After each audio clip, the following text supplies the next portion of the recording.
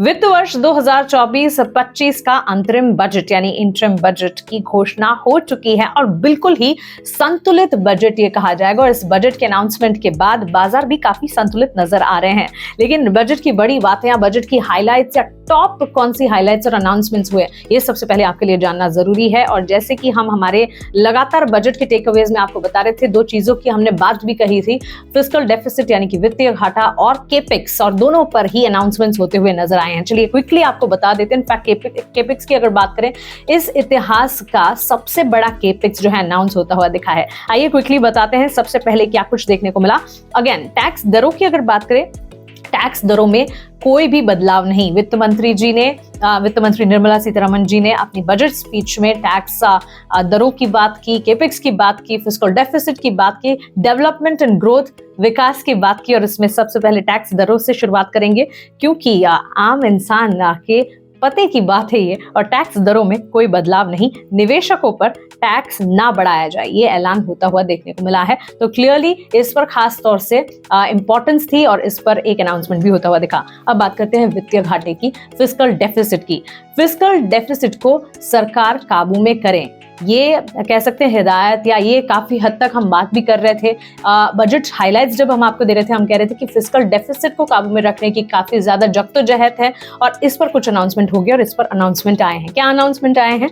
सबसे बड़ी बात बजट में वित्तीय अनुशासन पर की गई। जी हाँ, सरकार वित्तीय घाटे यानी कि फिस्कल डेफिसिट को किस तरह से काबू में लाएगी, इसका क्लियर कट रोड मैप जो है वो आपके सामने रखा गया। आंकड़े की अगर बात करें, वित्त वर्ष 2025 के लिए वित्तीय घाटे का अनुमान जो है 5.1% रखा गया, which is better than expectation। और वित्त वर्ष 2026 के लिए वित्तीय घाटे का अनुमान करीब 4.5% का था और वित्त मंत्री जी का ये कहना था कि 4.5% के नीचे रखने का इरादा है। Again which is better than expectation, in fact कह सकते हैं काफी अच्छा है अनुमान के मुताबिक। अगर आप देखें तो 4.5% से नीचे रखने का इरादा, 4.5% तक का अनुमान लगाकर मार्केट चल ही रहा था।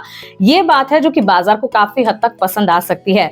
तो वित्तीय घाटे पर काफी हद तक अनाउंसमेंट आती हुई दिखी। FY25 की अगर बात करें, 2025 के लिए 5.1% का अनुमान रखा गया और 26 के लिए 4.5% से भी नीचे का इरादा सरकार की तरफ से, वित्त मंत्री जी की तरफ से ये अनाउंसमेंट बजट में। अब बात करते हैं केपेक्स की। और केपेक्स जो है कह सकते हैं वित्तीय घाटे के साथ साथ ही सबसे बड़ा अनाउंसमेंट और सबसे अट्रैक्टिव अनाउंसमेंट, क्योंकि केपेक्स पर जोर रखने की बात हम बात भी कर रहे थे कि केपेक्स पर सरकार को नजर रखनी चाहिए, केपेक्स पर जोर भी देना चाहिए। केपेक्स पर सरकार जोर देती भी है और लगातार अगर हम भारत की विकास की यानी कि ग्रोथ स्टोरी और डेवलपमेंट स्टोरी की बात करें, तो जो केपेक्स हमने किया है, कारोबार विस्तार जो किया है, कैपिटल एक्सपेंडिचर के जो इनिशिएटिव्स हैं, उसके चलते भारत ने काफी हद तक पिछले 5 सालों में काफी ज्यादा विकास किया है।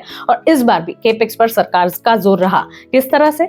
अब तक के सबसे बड़े केपेक्स का अनाउंसमेंट करने के बाद। सो क्लियरली इस बजट में इतिहास का सबसे बड़ा केपेक्स का अनाउंसमेंट होता हुआ देखने को मिला। क्या है वो अनाउंसमेंट? 11,11,000 करोड़ के केपेक्स का ऐलान किया गया, यानी कि 11.11 लाख करोड़ का केपेक्स, जो कि अब तक के इतिहास का सबसे बड़ा केपेक्स है। सो क्लियरली सरकार का पूरा फोकस है डेवलपमेंट ग्रोथ मैप पर। और उस डेवलपमेंट ग्रोथ मैप को मद्देनजर रखते हुए दो जो बड़ी खास बातें थी, फिस्कल डेफिसिट को काबू में रखना और केपेक्स का ऐलान, और केपेक्स का बड़े केपेक्स का ऐलान, इतिहास के सबसे बड़े केपेक्स का ऐलान आता हुआ देखने को मिला। सो क्लियरली संतुलित बजट में सब पॉजिटिव, जिस तरह से हम अनुमान लगाकर भी चल रहे थे। इंटरिम बजट है और इंटरिम बजट जो है क्लियरली संतुलित देखने को मिला। इसके बाद बाजार भी तो जानेंगे क्या कर रहा है। बाजार भी काफी संतुलित कह सकते हैं कि मिला जुला कारोबार, और ये एक्सपेक्टेड भी है, एंटिसिपेटेड भी है। बजट एक बड़ा अनाउंसमेंट है, तो एंटिसिपेटेड है कि वॉलेटाइल मार्केट दिखेगा, लेकिन कह सकते हैं neutral to positive market post budget देखने को मिला।